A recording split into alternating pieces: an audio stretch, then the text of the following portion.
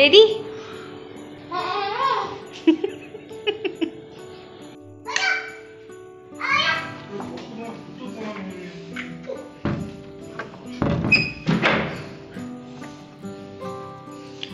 কি হয়েছে? আস্তে আস্তে বাবা, রাত হয়ে গেছে, সবাই সবাই ঘুমিয়ে পড়েছে। আস্তে।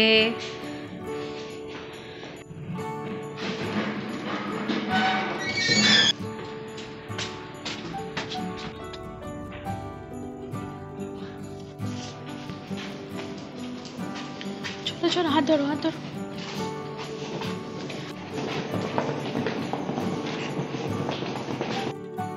নমস্কার, সকলকে দৈনন্দিনের আরো একটি নতুন উপকথায় স্বাগতম। শুভ সন্ধ্যা অনেকক্ষণ আগেই পেরিয়ে গেছে, আর শুভরাত্রি দিয়ে তো কোনো সূচনা করা যায় না। যদিও এখন রাত 11:15। লাগেজ নিয়ে সপরিবারে বেরিয়ে পড়লাম মুম্বাইয়ের উদ্দেশ্যে। এখন যাচ্ছি আহমেদাবাদ রেলওয়ে স্টেশন, সেখান থেকে মুম্বাইয়ের ট্রেন। এত রাতের শহরটা দেখার সুযোগ খুবই কম হয়। সব বন্ধ হয়ে গেলেও ফার্মাসি আর খাবারের দোকানগুলো কিন্তু বেশিরভাগই দেখছি খোলা। পৌঁছলাম স্টেশন, এবার আগে নেবে নি। স্টেশন চত্বর মানেই সবসময় খুব ভিড়, সে রাত যতই হোক। বোর্ডে ট্রেনও দিয়ে দিয়েছে, মুম্বাই দুরন্ত প্ল্যাটফর্ম নাম্বার 4। চলুন যাওয়া যাক।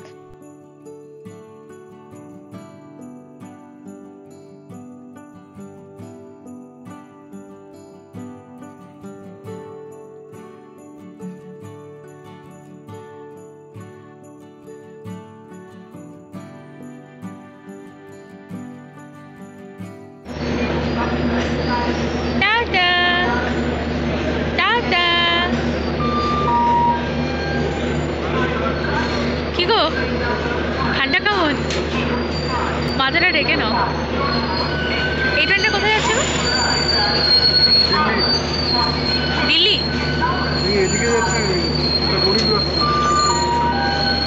কি করছিস তুই? আমাদের ট্রেন রাত 1:30, অ্যানাউন্সমেন্ট হয়ে গেছে, আর কিছুক্ষণেরই অপেক্ষা।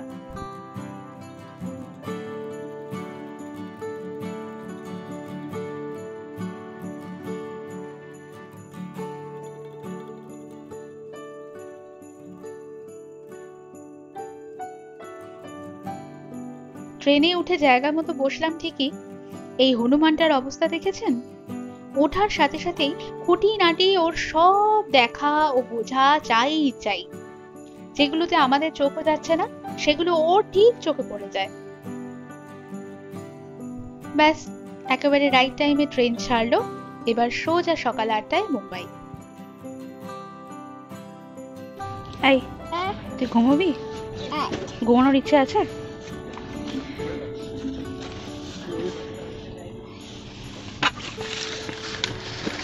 Good morning. তোর মর্নিং হয়েছে?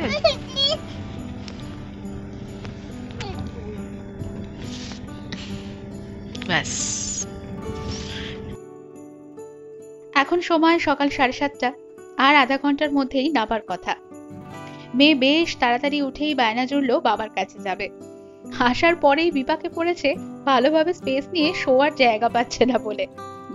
আপাতত আমরা ক্রস করছি দাদর স্টেশন, এরপরেই মুম্বাই সেন্ট্রাল। মুম্বাইতে পা দিয়েই একটা অদ্ভুত আনন্দ জড়ানো অনুভূতি হতে শুরু করেছে। যে প্ল্যাটফর্মে নামলাম তার ঠিক বাঁদিকেই এক্সিট এবং ট্যাক্সি স্ট্যান্ড। সেখান থেকেই একটা ট্যাক্সি নিয়ে এখন আমাদের গন্তব্য হোটেল। হোটেলের ডেস্টিনেশনটা খুঁজে বার করার জন্য একটু গুগল ম্যাপের সাহায্য নিতে হলো ঠিকই, তবে দূরত্ব খুব বেশি নয়, ওই 15 মিনিট মতো। তুই এখানে এসেও কার্টুন দেখছিস? হ্যাঁ শোনটাই, কি রে? দেখো চোখ সরাতে পারছে না। ওটা আমায় দাও। কি তোমার ওটা হাতে? না আমরা আসি তারপরে। চলো এসো বাবা। শোনটাই, কাম কাম।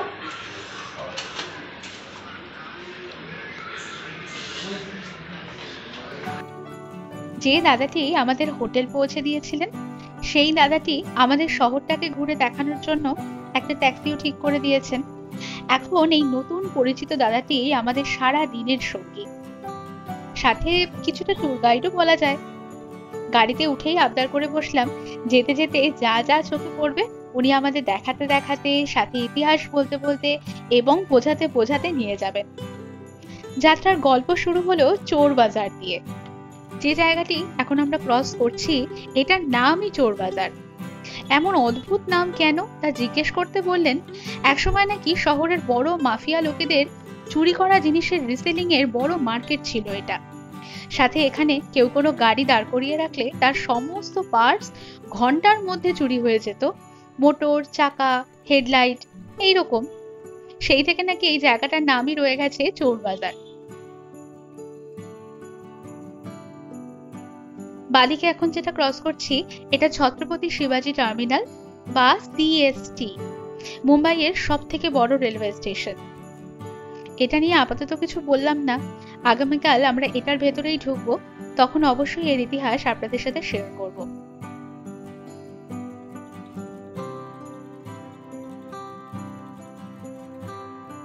ডান দিকে মুম্বাই হাইকোর্ট, রাস্তার দুটি ধার দিয়ে যত বড় বড় বিল্ডিং চোখে পড়ছে, বেশিরভাগই কিন্তু ব্রিটিশদের আমলে তাদেরই বানিয়ে যাওয়া।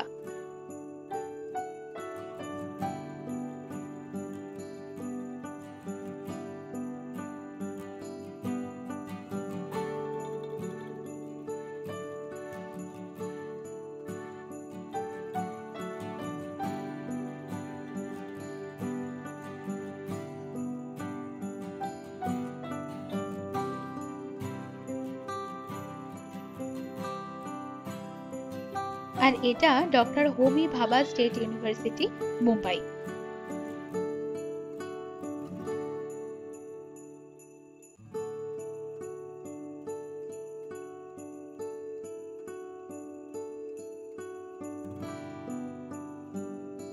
আমরা সবার প্রথম যেখানে এলাম, the most important place of Mumbai, the gateway of India.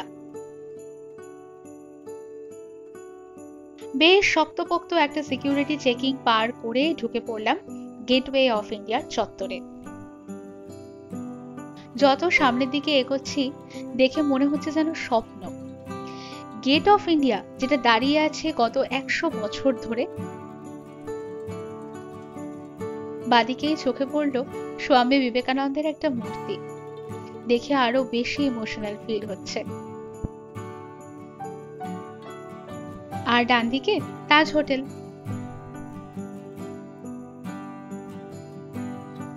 1912 সাল থেকে 1924 সাল, মোট 12টা বছর সময় লেগেছিল এই বিশাল গেটটি তৈরির কাজ সম্পূর্ণ করতে।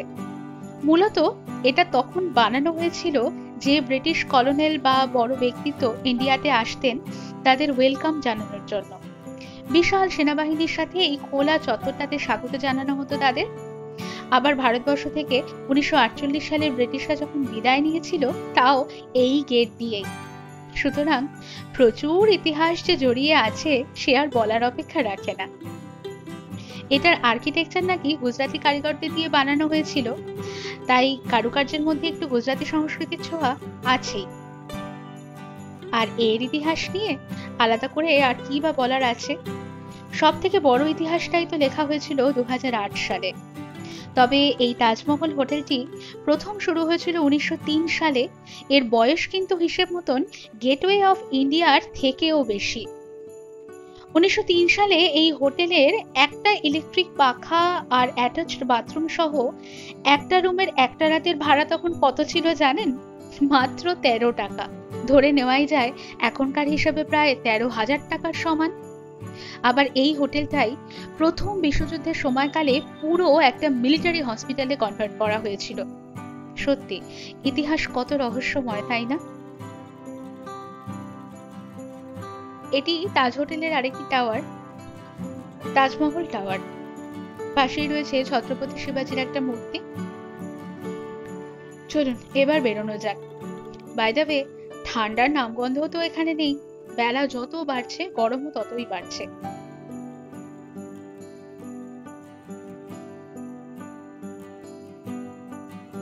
বেরিয়ে এখন ওয়েট করছি আমাদের ট্যাক্সির জন্য। এবার নেক্সট ডেস্টিনেশন কোথায় জানি না। যেতে যেতে চোখে পড়লো এসি ডাবল ডেকার বাস। মায়ের কাছে না ছোটবেলায় গল্প শুনেছিলাম কলকাতাতেও নাকি আগে ডাবল ডেকার বাস চলতো। আমি স্বচক্ষে এই প্রথম দেখলাম।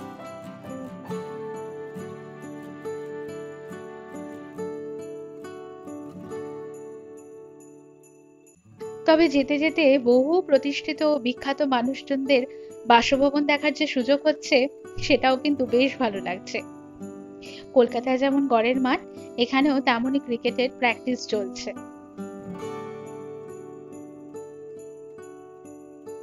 আর ডান দিকে চোখে পড়লো মন্ত্রালয়।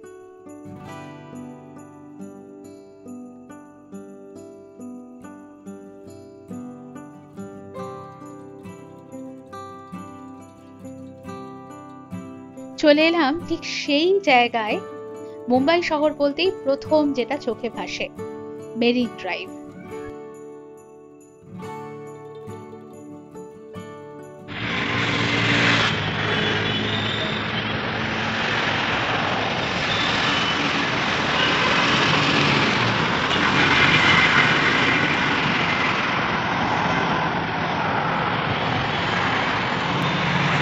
তুমি এর উপরে উঠে গেছো?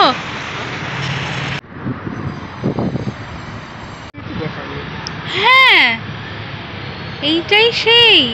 কিন্তু এখানে তো সেই প্রচন্ড জলের ঝাপটা আসে তো। এখন তো বইয়ের সময়, ভাটার সময়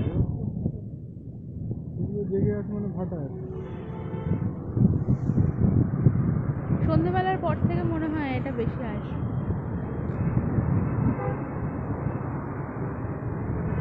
জুহু গেলে সন্ধ্যেবেলা মানে ওখানে বিকেল হয়ে যাবে।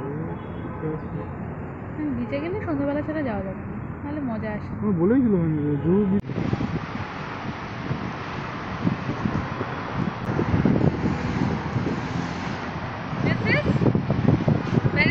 Marine drive, right? অ্যামেজিং।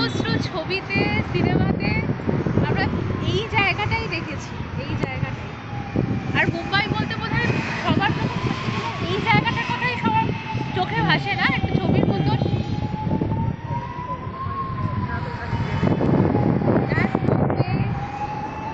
সব লাইন দিয়ে এখানেই বসে থাকে।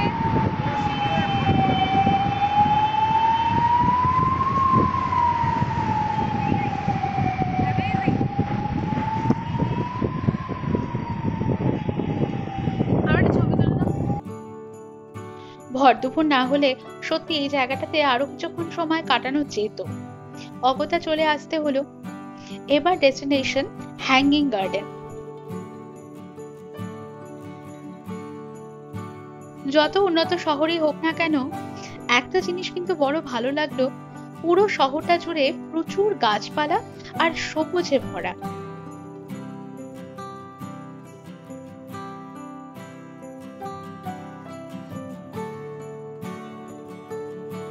এইটা একটা ছোট্ট গার্ডেন, এর ঠিক অপোজিট পার্টে আরো একটা গার্ডেন আছে, এবার সেটায় যাব।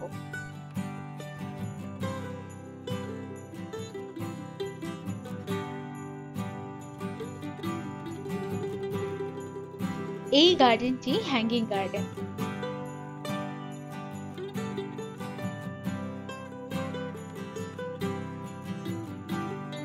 এই লম্বা লম্বা গাছগুলো যেন পুরো বাগানটাকে দু হাত দিয়ে ঢেকে রেখেছে। সামনেই সমুদ্র, বেশ অনেকটা উঁচু মালাবার পাহাড়ের ওপরে এই বাগান।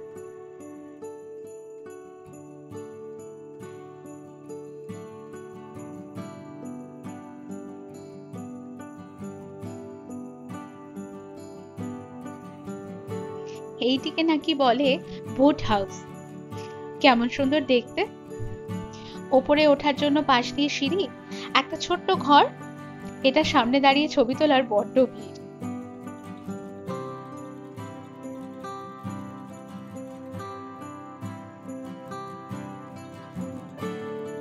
আর এইটি হচ্ছে সানসেট ভিউ পয়েন্ট।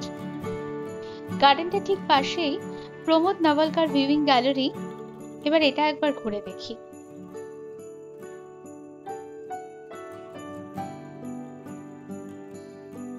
এই জায়গাটা ইকো জোন, যতবার ইচ্ছে যত খুশি চেঁচান, আপনার আওয়াজ আবার আপনার কাছেই ফিরে আসবে। এবার যাওয়া যাক গ্যালারিতে।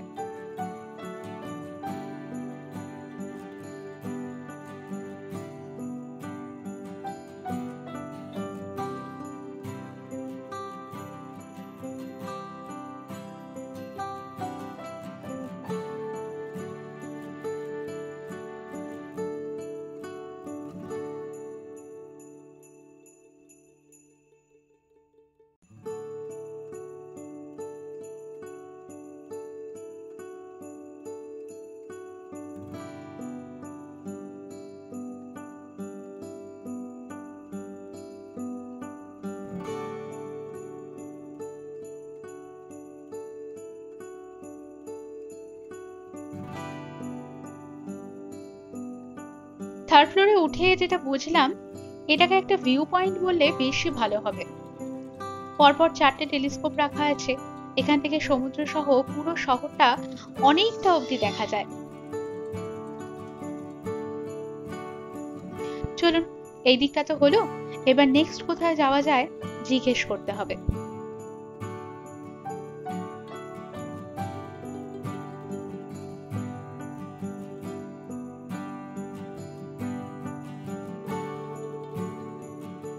নেক্সট আমরা যাচ্ছি মহালক্ষ্মী মন্দির।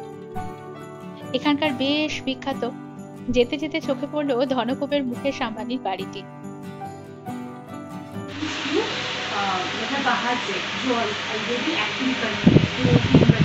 কতক্ষণ ঘুমাচ্ছিল? কতক্ষণ ঘুমাবি? 2 ঘন্টা। হ্যাঁ, কতগুলো জায়গা তো দেখা মিস হয়ে গেল বলতো বাবা। তুমি জানো তুমি কত সুন্দর সুন্দর জায়গা দেখা মিস করে ফেলেছো? You know that? মহালক্ষ্মী মন্দিরের অসাধারণ সৌন্দর্য আর লক্ষ্মী মায়ের মূর্তিটার বর্ণনা কিভাবে যে ব্যক্ত করব জানি না। ভেতরে ক্যামেরা অ্যালাউ না থাকায় দেখাতে পারলাম না। আর একদিকে ঘুরতে ঘুরতে যে পেটের ভিতর ছুঁচোর দৌড় শুরু হয়ে গিয়েছিল অনেকক্ষণ আগেই। এবার আগে ভোজন, তারপর আবার ভ্রমণ। তুই শুধু ব্রেড ক্রাম্পস খেয়ে ছাড়বি? ভালো, এটা খেতে ভালো। আচ্ছা,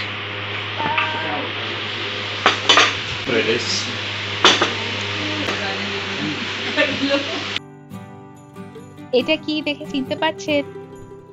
ব্যক্তিত্বটি যেমন ওয়ার্ল্ড ফেমাস, তেমনি তার বাড়িটাও, যাকে একটাবার দেখার জন্য প্রতিদিন শয়ে শয়ে মানুষ ভিড় করে তার বাড়ির সামনে। সেই মান্নাত। এইখানটাতেই কিং খান এসে দাঁড়ান তার জন্মদিনে সমস্ত অনুগামীদের দেখা দিতে। আর বাড়ির ঠিক উল্টো দিকেই বিস্তৃত নীল সমুদ্র। সমুদ্রের কাছেও একবার যাই।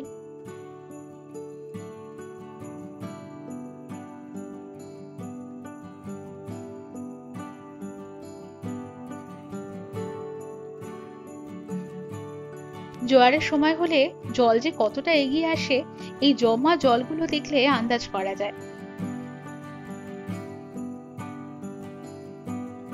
এই জমা জলের মধ্যেই ছোট্ট ছোট্ট মাছগুলো কেমন সুন্দর ঘুরে বেড়াচ্ছে।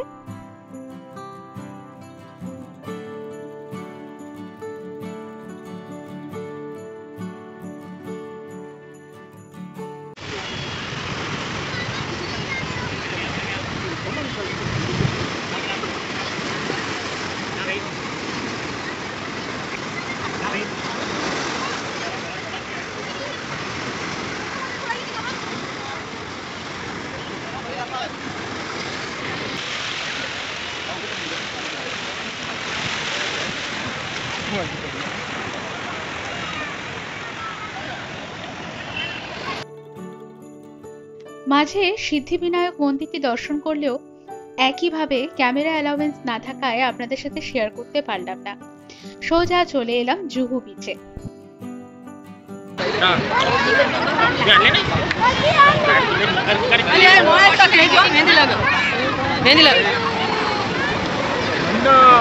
চলে না, তুই জেগে আছিস এবার?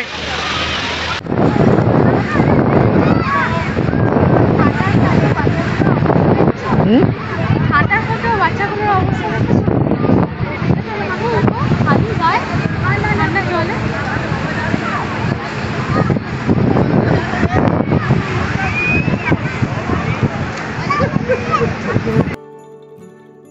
বিচের ঠিক উল্টো দিকেই, বলতে গেলে বিচের ওপরেই, বেশ বড় একটা খাবার দোকানের মার্কেট। বড়া পাও, মিসল পাও, পাও ভাজির গন্ধে পুরো মার্কেট মোমো করছে। এরই মধ্যে অর্কর খুব ইচ্ছে হলো এখানকার ফালুদা টেস্ট করবে। নিলাম এক বাটি ফালুদা।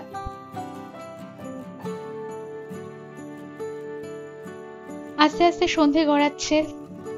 যে জুহু বিচের নাম শুধুই শুনেছিলাম, তা আজকে সচক্ষে দেখে বেশ ভালো লাগলো।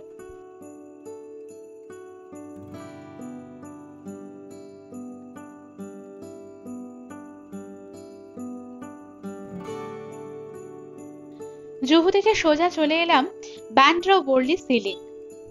সমুদ্রের ওপর দিয়ে এখন আমরা পার করব 5.5 কিলোমিটারেরও বেশি রাস্তা। এটাকে রাজীব গান্ধী সি লিংকও বলে। এই ব্রিজটা মূলত পশ্চিম মুম্বাইয়ের সাথে সাউদার্ন মুম্বাইয়ের একটা যোগ সংযোগ করেছে। আমি শুধুই দূরের সারি সারি দিয়ে দাঁড়িয়ে থাকা বিল্ডিং গুলোকে দেখছি। রাতের সৌন্দর্য সত্যি একটা আলাদাই সৌন্দর্য বলুন।